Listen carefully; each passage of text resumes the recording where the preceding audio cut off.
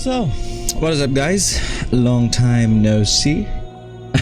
It's been a while since I've made a Path of Exile video, and well, you know what that means. That means the changes are significant enough to call my attention as well. And I mean, I've missed content creation. Come on, my God, content creation is life. But anyway, we are gonna go through the Chieftain for this video, and we're gonna cover the Guardian pretty soon because, you know, I've also seen some interesting changes for the Guardian. But right now, let's have a look at the Chieftain, and then maybe after going through all of them, you know, we can give our final thoughts and discuss them. You know, you can put in the comment section what your thoughts are going to be, because, you know, these are pretty interesting changes. So let's start off. First, you have this branch, the Tassalio Cleansing Water and Valaco Storm's Embrace. Now what's happened here is that for Tassalio is that modifiers to fire resistance will also apply to cold and lightning res at 50% of their value. So basically, if I'm not mistaken, any fire res that you get will also increase your cold and lightning res at half the value. So if, for example, you have an armor with tier 1 fire res, you know, 47%, or let's make it 48, that means you're also going to have built-in 24% cold and lightning res without it even showing, as long as you have the 40%, or as long as you have the 48% fire res. So that's going to be really strong. And then once you look at Valaco, modifiers to maximum fire res will also apply to maximum cold and lightning res. Yeah, you've seen it. You know what that means. It, for me, it instantly means that, you know, purity of fire. That's it. Nothing else. You know?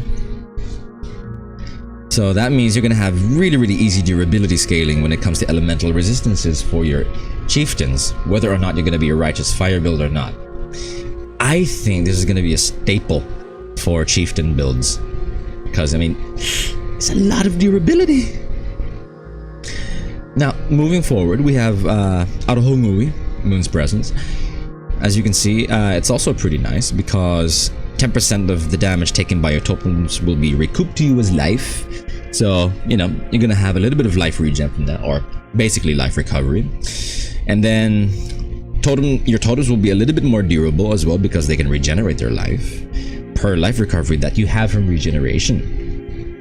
And then your totems will also become decoy totems, basically, because they can start taunting enemies for 4 seconds when you summon them. So they're basically semi-decoy totems as well. That's gonna be really strong as well. That's another layer of durability. Aggro switching, right? Now, here. This for me is very interesting, because Ngamahu Flames Advance says that non-unique jewels will basically have a large radius built in for them, which will allow them to transform an area with other damage type to apply to fire damage. And for the older players, this automatically rings a bell, right? Yeah. It's an old school Fireborn with a larger radius. But what happens is, Fireborn,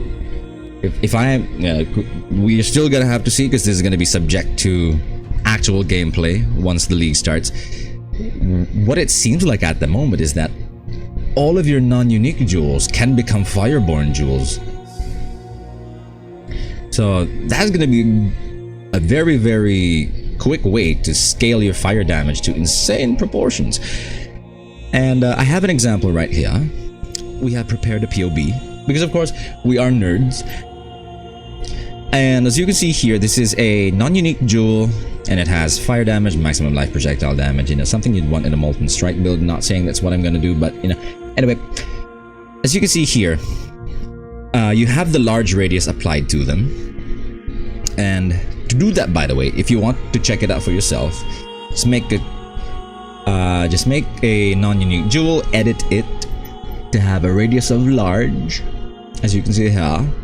Put a large radius modifier on it. You have to be copying this along with the uppercase and lowercase values of the letters, and then put a custom modifier yeah, just for formality's sake.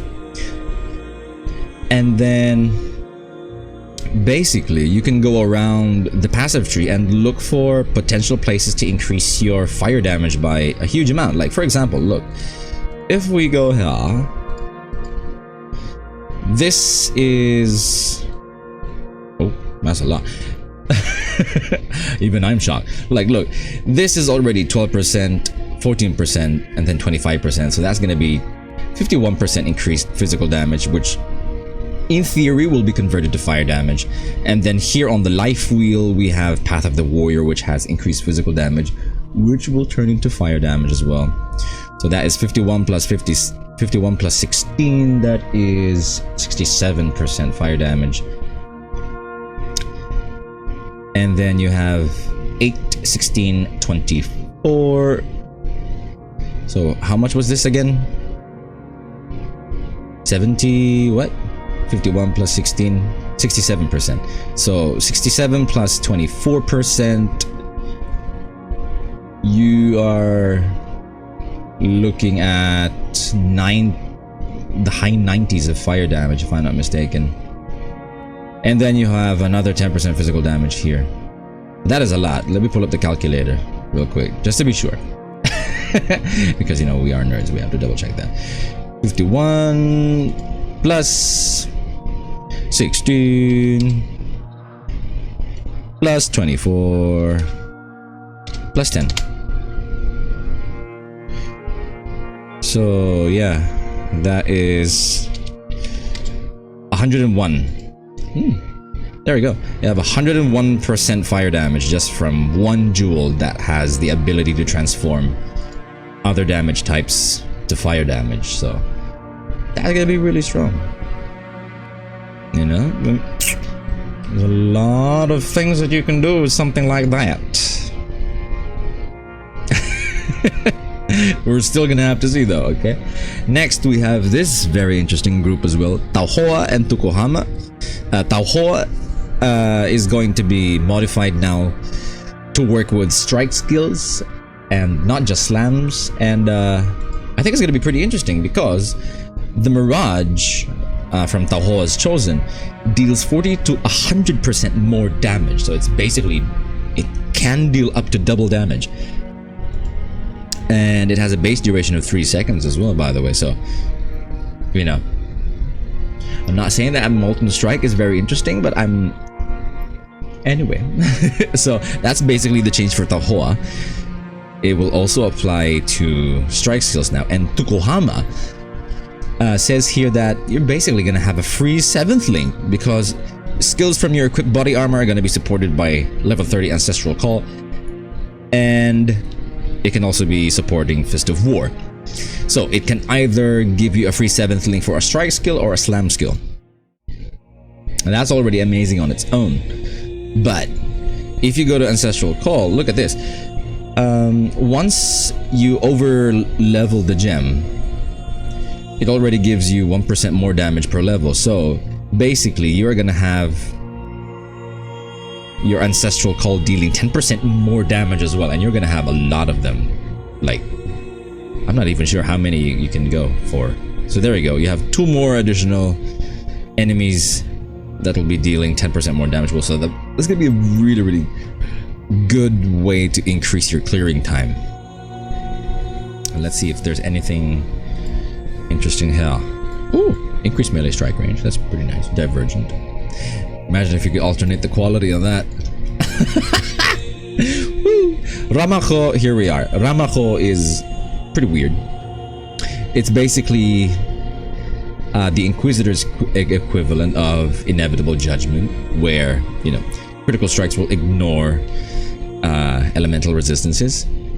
Because what happens here is that nearby enemies will have no fire res against DOT while you're stationary, so you're basically gonna have to stand still while you're using Righteous Fire if you want this to work properly.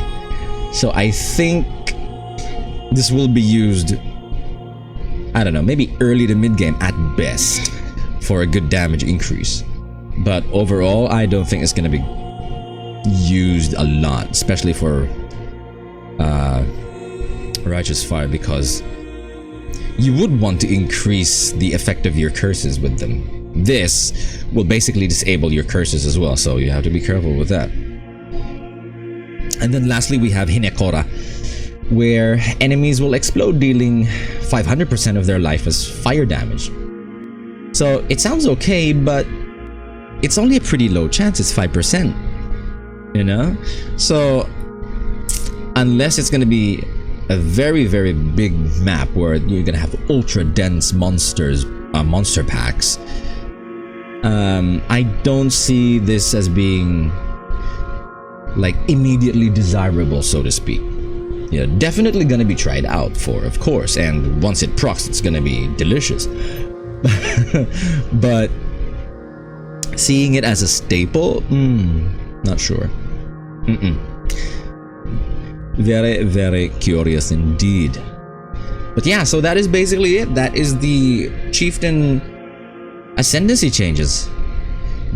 You know, I mean, right now the durability seems amazing, and the strike skills integration are going to be pretty nice to see, especially in Ngamahu as well, Flames Advance. Ooh, you know, that's going to be very interesting for us to look at. So